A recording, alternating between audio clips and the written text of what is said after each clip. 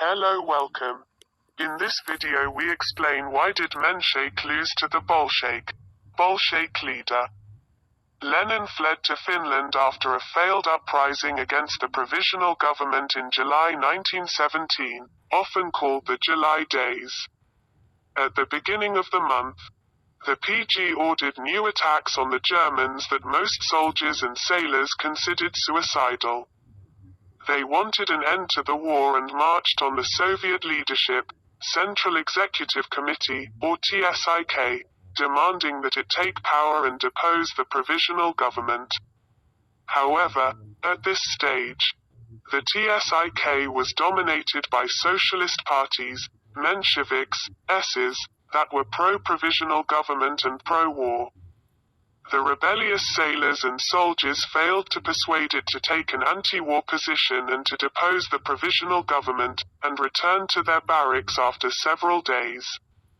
Lenin regarded this revolt as a mistake, as the TSIK had recently, June 1917, been elected at the First Congress of Soviets, where representatives of Soviets from all over the country had met up to decide policy.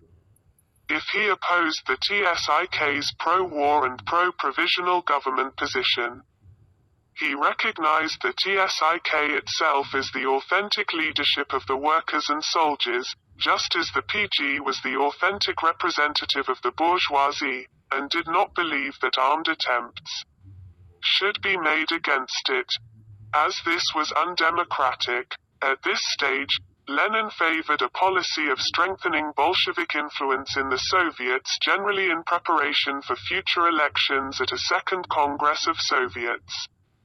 However, the Bolsheviks as a whole were blamed for the July uprising, and this uprising was presented as treason against the new revolutionary authorities, the Provisional Government and the TSIK.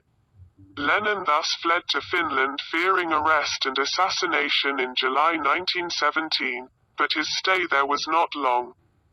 Shortly after the July Days, an attempted coup from the left, a counter-coup from the right was attempted in which General Kornilov made his own military assault on the Provisional Government per terra secundii. Revolutionary leadership. The Bolsheviks played a key role in resisting this attack, despite being banned, and their role in the defense of Petrograd against Kornilov caused Bolshevik influence in the Soviets to rise markedly. At this point, with the Soviets increasingly supporting the Bolsheviks, who were anti-war, Lenin acknowledged that there was sense in the idea of the Soviets overthrowing the provisional government. Unlike in July, this would actually permit a change in policy, in other words an end to the war. This coup took place during the Second Congress of Soviets in October 1917. When Lenin returned to Russia from Finland, the Bolsheviks had already won a majority at this Congress and dominated the new TSIK.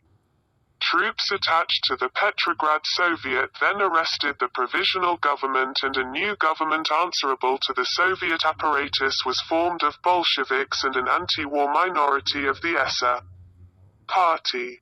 In a word, the Mensheviks lost because they a. supported an unpopular war and b. lined up with the bourgeois parties on a host of other issues, frustrating the public, who looked to the Bolsheviks to change the situation.